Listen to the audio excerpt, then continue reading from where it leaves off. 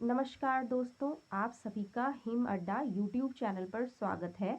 दोस्तों, previous video में हमने परसेंटेज के ऊपर कुछ क्वेश्चंस के टेक्निक्स एंड ट्रिक्स को यूज़ करके क्वेश्चंस सॉल्व किए थे।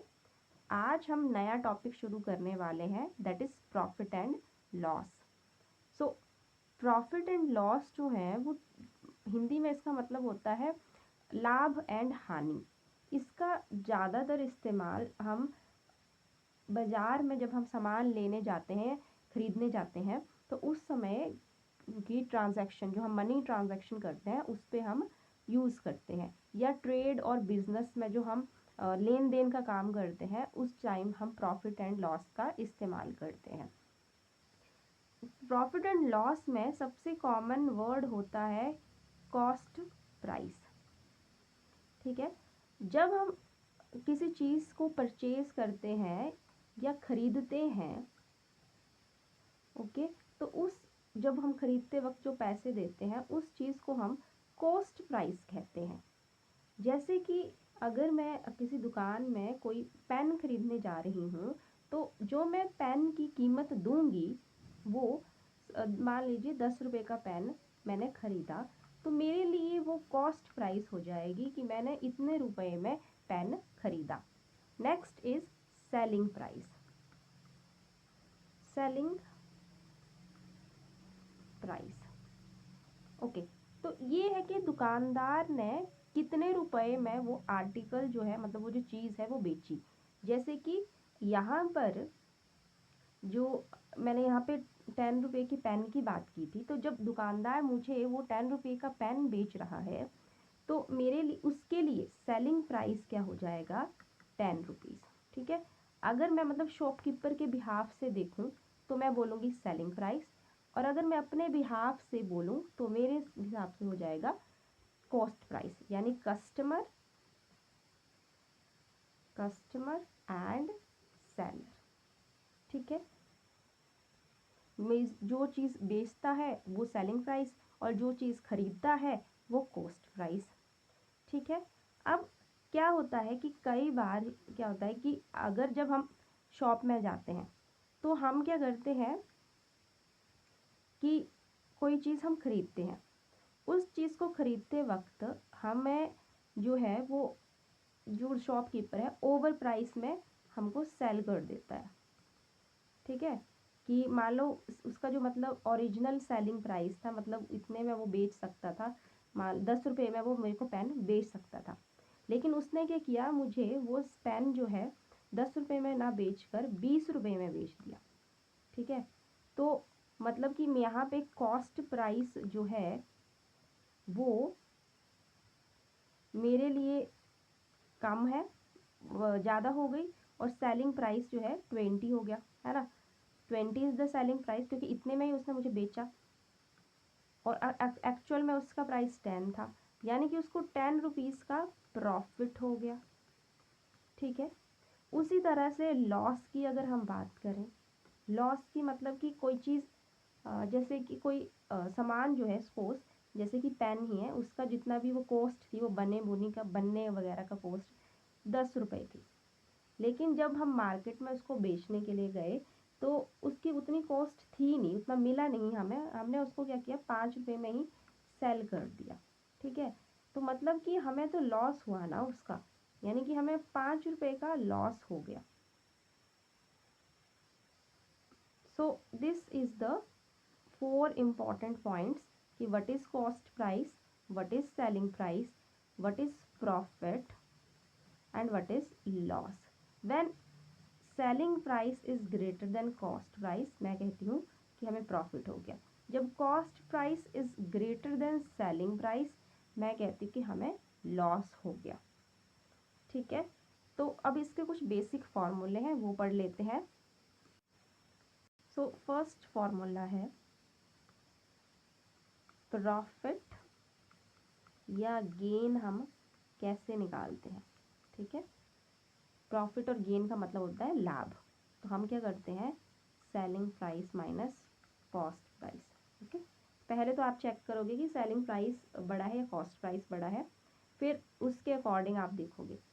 और लॉस कितना होता है, cost price minus selling price. ठीक है। थर्ड फॉर्मूला हम देखते हैं, गेन परसेंटेज, मतलब प्रॉफिट कितना परसेंट हुआ। तो गेन जितना भी हमें प्रॉफिट हुआ upon cost price multiply by 100%। ये बहुत ज़रूरी है कि यहाँ पे हमेशा कॉस्ट प्राइस ही डिनोमिनेटर में होगा, चाहे वो लॉस परसेंट हो या गेन परसेंट हो। ठीक है, हमेशा नीचे कॉस्ट प्राइस ही आएगा। फिर फिफ्थ फॉर्मूला, सेलिंग प्राइस हम कैसे निकालेंगे अगर हमारे पास गेन परसेंट और सेलिंग प्राइस दिया है। तो आप सिंपली 100 प्लस गेन परसेंट लिख लीजिए और उसको अपॉन 100 कर लीजिए और मल्टीप्लाई बाय कॉस्ट प्राइस कर लीजिए, तो ये आपका सेलिंग प्राइस निकाल देगा। सिक्स्थ देखते हैं। अगर सेलिंग प्राइस जब आपके पास लॉस परसेंट दिया है तो 100 minus loss percent upon 100 multiply by cost price. Seventh, अगर हमसे पूछा गया है कि अच्छा आप कॉस्ट प्राइस निकालो और आपके पास जो है गेन दिया गया है और सेलिंग प्राइस दिया है, तब आप क्या करेंगे, आप simply 100 upon 100 plus gain percent multiply by selling price कर देंगे। और उसी तरह से अगर 8th पॉइंट में अगर मेरे पास कॉस्ट प्राइस जब पूछा गया है और उस टाइम क्वेश्चन में हमारे पास लॉस दिया है और सेलिंग प्राइस दिया है, तो आप 100 माइनस लॉस परसेंट कीजिए और मल्टीप्लाई बाय सेलिंग प्राइस कर दीजिए, आपके पास कॉस्ट प्राइस आ जाएगा। चलिए कुछ क्वेश्चन सॉल्व करते हैं। A man buys an article for rupees 300 and sells it for rupees 900. Find the profit or loss. Okay?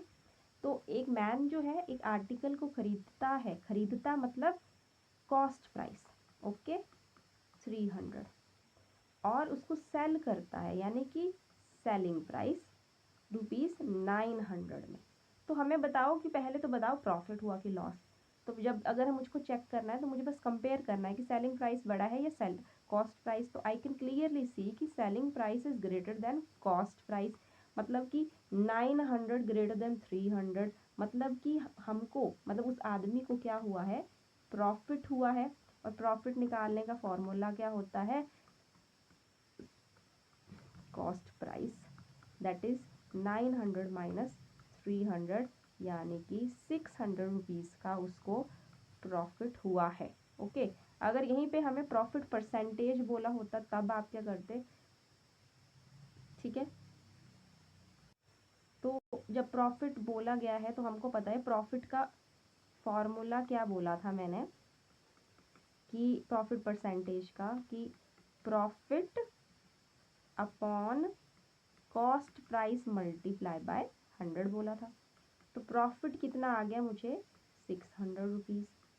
Selling cost price कितना था, 300 मल्टीप्लाई बाय 100, 0 से 0 एंड 2, यानी कि 200% जो है मुझे प्रॉफिट हुआ था। ठीक है, क्योंकि आप देख सकते हो कि जो प्राइस उसको मतलब जो उसने कॉस्ट प्राइस था ना उसने मतलब ऐसे होता अगर 5-10 प्रॉफिट होता तो वो शायद 305, 310 इतने आप बेचता। लेकिन यहाँ पे उसने वो सेलिंग प्राइस उसका काफ़ी बड़ा है, 900, यानी कि कॉस्ट प्राइस के 3 गुना ज़्यादा है। ठीक है, और इसका मतलब कि उसको 2 गुना ज़्यादा प्रॉफिट हुआ है। ठीक है, सो दैट इज़ वाई यहाँ पे 200% जो है ये आंसर आया है। Next question, okay, find selling price when cost price is rupees, cost price ₹80 है एंड हमारे पास जो गेन परसेंट है दैट इज 20%, और हमें क्या बोला गया है कि सेलिंग प्राइस निकालो। अब हमने फॉर्मूला किया था और मैंने कहा था कि जब हमारे पास सेलिंग प्राइस निकालना हो तो हम क्या करते थे कि, और हमारे पास कॉस्ट प्राइस एंड गेन दिया हो तो हम 100 प्लस गेन परसेंट अपॉन 100 करके उसको कॉस्ट प्राइस से मल्टीप्लाई कर देते थे, है ना। तो यानी कि 100 प्लस जो हमारा गेन परसेंट आया था दैट इज 20 एंड फिर हमारे पास 100 आया था तो मल्टीप्लाई बाय 80, तो कितना आ गया 120 upon 100 multiply by 80, 000, 12 8 jar 96 rupees. इसका मतलब कि उसका सेलिंग प्राइस कितना है 96 rupees. Next question, so a person buys a watch rupees 500 and sells it rupees 300, find the loss percent। आप क्लियरली देख सकते हो कि उसने खरीदा मतलब कॉस्ट प्राइस दैट इज 500, फिर उसने उसको सेल किया यानी कि सेलिंग प्राइस 300। अब हमसे पूछा कि लॉस परसेंट कितना होगा, तो पहले तो हम देख के बता सकते हैं कि सेलिंग प्राइस ज़्यादा है और कॉस्ट प्राइस कम है, इसलिए उसको लॉस जो हुआ है वो 200 रुपीज़ का लॉस हुआ है। अब उसको हमें निकालना है कि उसको परसेंटेज कितना है। परसेंटेज का था loss upon cost price multiply by 100 जो है हमारा आंसर था। तो लॉस हमारे पास आ गया 200 अपॉन 500 मल्टीप्लाई बाय 100। 0 से कट गया 0 एंड 5 1 जार 5, 5 4 जार 20, तो 40% का उसे क्या हो गया लॉस हो गया। ठीक है, next question, okay, if a shopkeeper purchase cashew nut at ₹250 per kg and sells it ₹10 per 50 gram then he will have. तो एक शॉपकीपर है, ठीक है, उसने जो है उसने परचेज किया मतलब कॉस्ट प्राइस यानी कि किसी चीज उसको कैश्यू को खरीदा ₹250 पर केजी मतलब 1 किलो 250 रुपये में, और उसको सेल किया उसने ₹10 पर ग्राम। ठीक है, मतलब 50 ग्राम, मतलब 50 ग्राम जो है उसने 10 रुपीज़ में सेल किया, यानी कि इसको पहले ग्राम को केजी में कन्वर्ट करना है। तो 1 केजी यानी कि 1000 ग्राम होता है। ठीक है, और 50 ग्राम हमको बोला है तो 50 को किससे मैं मल्टीप्लाई करूं कि ये हो जाए 1000 ग्राम यानी 1 केजी में कन्वर्ट हो जाए तो 1000 हो जाए, यानी कि मुझे 20 से मल्टीप्लाई करना पड़ेगा। सो हमारा जो सेलिंग प्राइस आ जाएगा 10 मल्टीप्लाई बाय 20 यानी कि ₹200 पर केजी उसने उसको सेल किया। तो आप देख सकते हो कि हमारा यहाँ पर कॉस्ट प्राइस ग्रेटर है सेलिंग प्राइस से, और जब भी ऐसा हो तो हमारा क्या होता है हमेशा लॉस होता है, यानी कि 250 माइनस 250 एंड हमारा लॉस परसेंट हमें पता है 50 upon cost price 250 multiply by 100, 0 से 0 कैंसिल, 5 1 जार 5, 5 20% लॉस हुआ हमें।